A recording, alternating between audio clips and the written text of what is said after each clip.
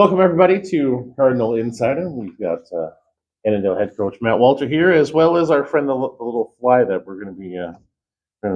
I haven't seen the fly yet. Well, he'll come over to you. Oh, it's on your shoulder right now. Okay, you're the one who brought the fly in, I guess. This isn't my room. I just brought my camera in. I got to blame you. Was the fly on the camera? No, I'm pretty sure not. No. Coach, we had a great game on Friday night, a nice win over a tough opponent, and we talked about that going into it. The record shows that on paper they're not great, but they gave you a physical contest in Foley, and you came away with the victory and the sub district championship in that game as well. So, talk about the Falcons. Yeah, I mean, we knew going in this year that Foley's gonna be something we have to deal with. We played them last year in the section championship, and they were really tough. We played them earlier in the year, like week 7 last year again, and another tough game. They were probably two of our toughest games that we played before we got to the state tournament last year. We knew they returned a lot of players. Their JV was the best JV we saw last year, so we knew that they were going to be, a team we had to deal with and reckon with. Their record does not indicate they had some kids out early in the year. They weren't playing overly well early in the year. They have a sophomore quarterback that I feel that they think would have been progressed a little bit more before the season started. But he just didn't at that time, and they struggled with it. But size-wise, they're the biggest team we've seen this year. Physical-wise, they're as physical as DC and Litchfield, the two most physical teams that we've seen this year. They have some skilled kids that can cover our receivers. They were really tough. Their offense isn't great. They don't have a lot of explosive players on offense, kind of try to grind you a little bit. But defensively, that was as good a defense as we faced all year in what we saw on Friday night. So proud of our kids. I mean, it was a tough game. I really felt we had opportunities early on to blow the game open. Our defense was lights out. Our defense got so many 3-and-outs. Nick Olson had a big hit on their back, and Jimmy Signer recovered a fumble. Jimmy also had a big pick in the game. Gave us great field position. We just couldn't. I mean, we missed some passes. We didn't throw the ball well. We missed some passing plays. We had a couple penalties, a legal procedure and things like that hurt us a little bit.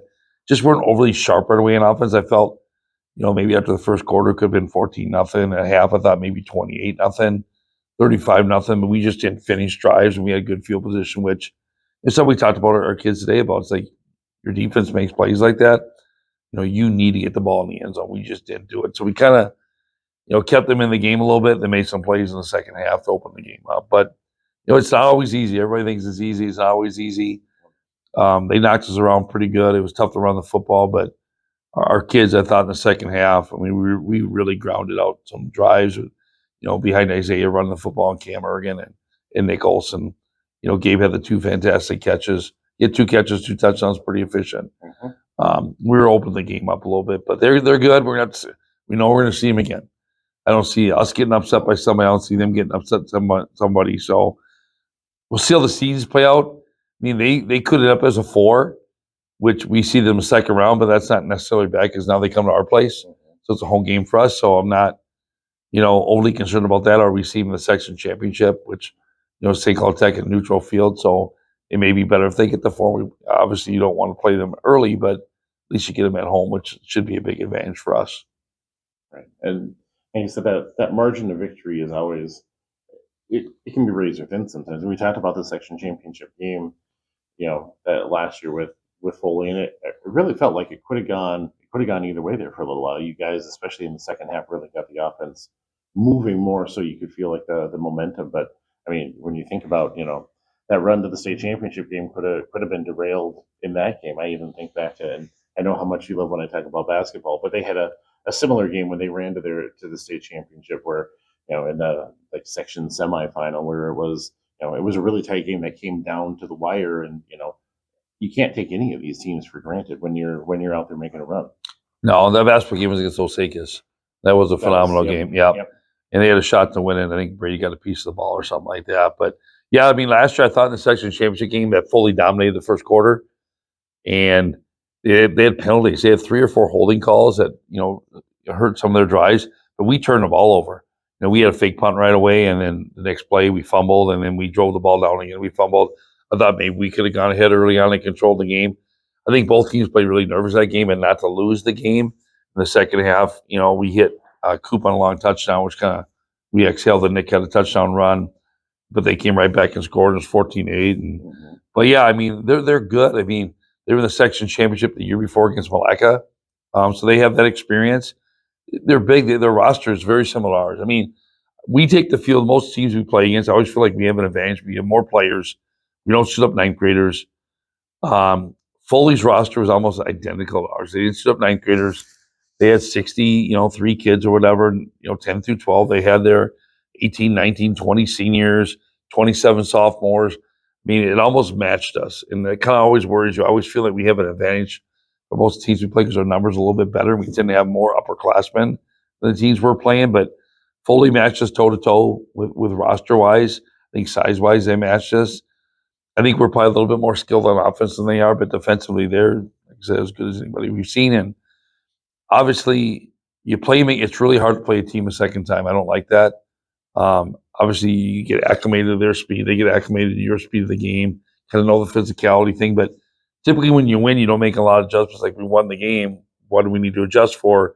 But the team that loses, obviously, they're making adjustments. I feel like they always have an advantage coming out to start the game compared to what, because they know what you're going to run. You really don't know what they're going to run. So, I mean, it'll be interesting. We get, I don't want to look far ahead. I mean, that game we'll play when we play it, but we got New London on Wednesday. We're going to have a playoff game on Tuesday probably, and they're down the road. So we'll worry about Foley later on. Our focus, obviously with the short week is on New London-Spicer and trying to get a win at home. A senior night for our kids. I think it's youth football night against a really good New London team that's improved. Mm-hmm. They don't have a lot of seniors. They have 12 seniors, a lot of underclassmen though. And their quarterback, from there, we saw film of him early on, and he wasn't playing overly well. He's playing really well right now, and their offense has really improved. So we're catching them at the wrong time. You wanted to get them early in the year. They're playing pretty good football right now.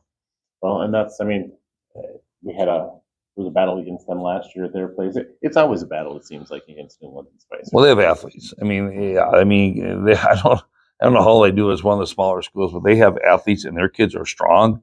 Their kids are physical. They have a great weight program. Their kids lift. They work out. They train them. They're always just a really, really good football team, and they have big athletes. They have long athletes. There's just always a really tough matchup, and their kids are confident. They play really hard. This fly's driving me nuts, by the way, Jeremy. Yes. I've sat through that fly for a few interviews now. So before we dig too deep into New London-Spicer, we should go back and talk about, because can't discount your defense either. Your defense has been playing fantastic, really since at halftime of the DC game. I feel like there was a switch that flipped, and your defense has been darn near lights out. You pitched a shutout on Friday night. We had a chance to talk to a couple of players. You talked about one of them just a little bit before Jimmy Seichner came up. He had a couple of tackles. He had the interception. He had the fumble recovery. Talk about how his progression this year in that defensive unit for you. Yeah, Jimmy's a fun story. Jimmy played JV last year. He didn't really get any varsity playing time. Played a little bit on special teams. Worked hard, came in this year and starting spot at corner for us. And every week has gotten better. Our defense has gotten better every week. And, we were hoping he'd have a big game, a team that's going to throw the football a little bit more. And he was fantastic. We knew Jimmy would hit.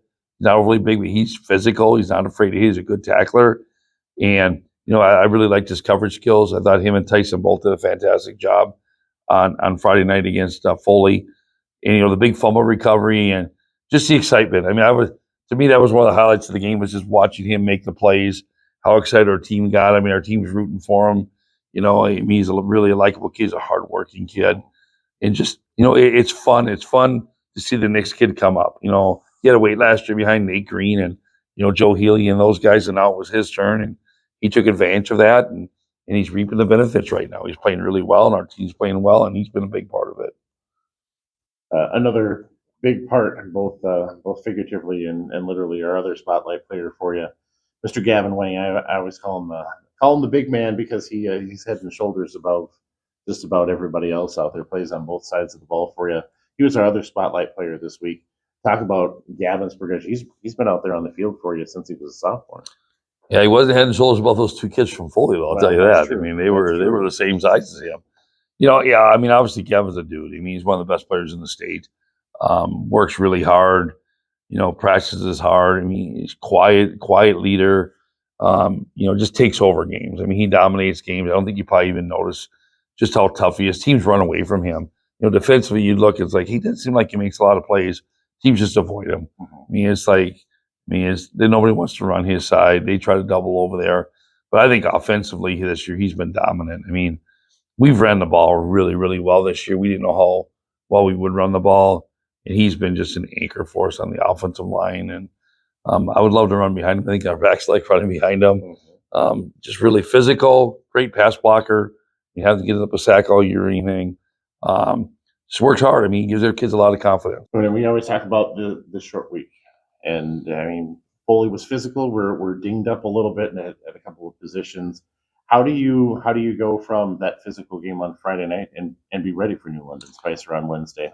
Yeah, I mean, I always have an issue with the Wednesday game just because all year long you get 1 week to prepare for every game. And then once you get to the end of the season, which a lot of times is an important game, I mean, you're going for seeding, championships, all this stuff, and once you get a short week. It's like, that doesn't make a lot of sense to me. It's like, keep it consistent. Every game should be just as important as the next game.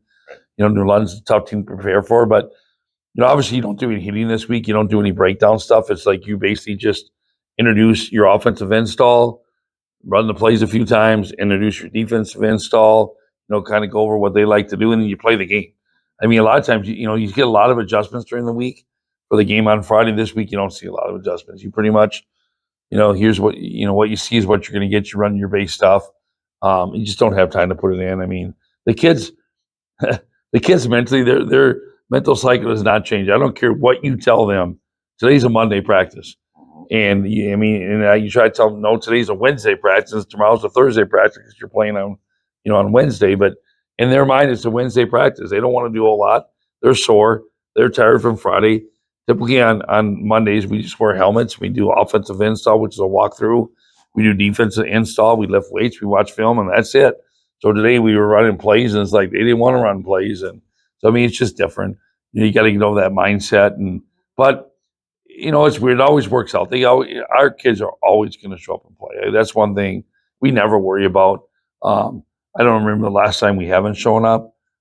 Sometimes it takes us the second half to show up, but eventually we get there. So it's just mentally getting them prepared for what they're going to see. Who do they have to stop?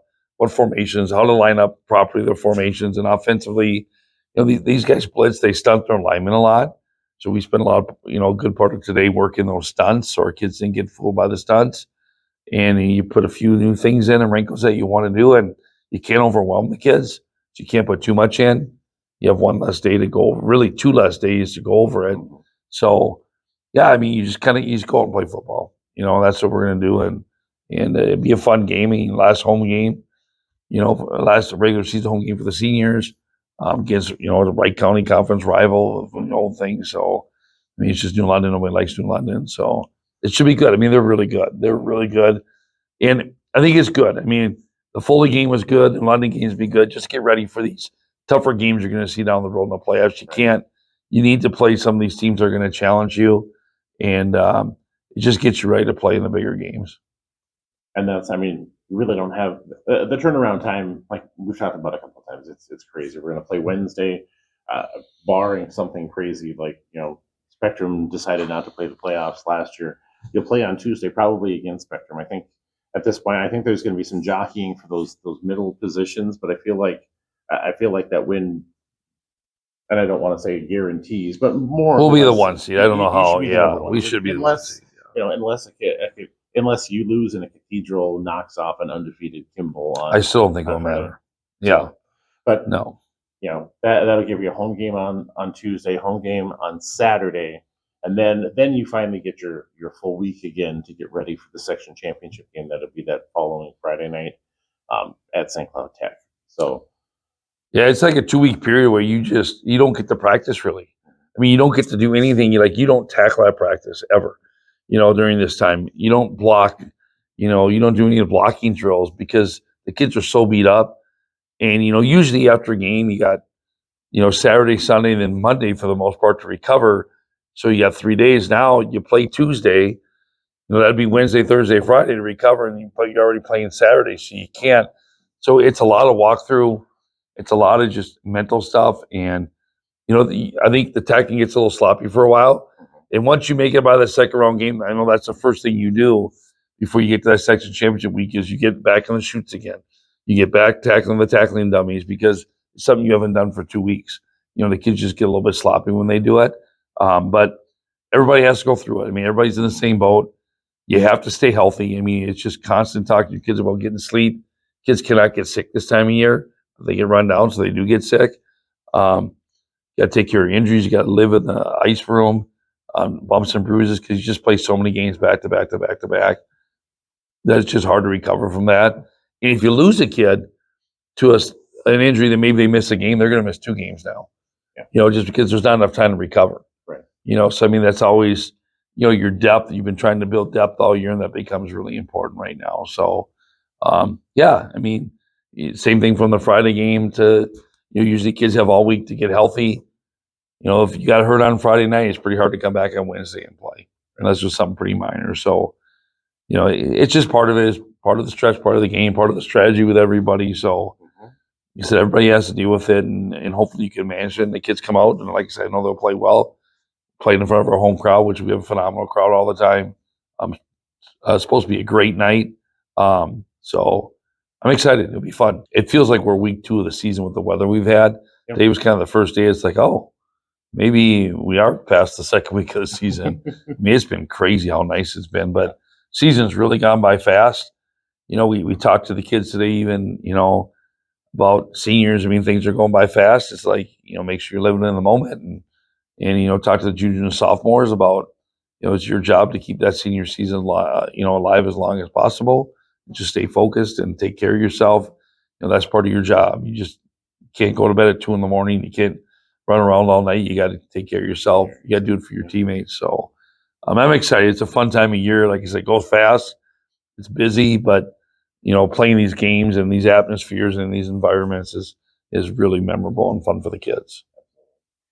Hopefully we can make it a successful senior night on Wednesday night with a win, and then I don't know when we'll sit down next, but we'll talk playoffs at some point.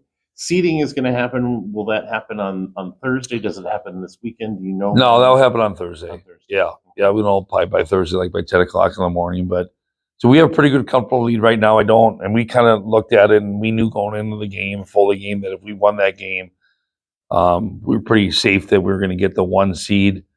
We're going to give the kids Thursday, Friday off. I mean, the kids are tired. We're beat up a little bit, and it's a great mental break. Plus, our goal is to play for 6 weeks, 6 more games afterwards. And in order to do that, you got to be fresh. And we're going to play a game Tuesday, and we'll practice on Monday. Typically we'd practice Thursday, Friday, Monday for that game. But like I said, I think our kids are going to benefit more from the break.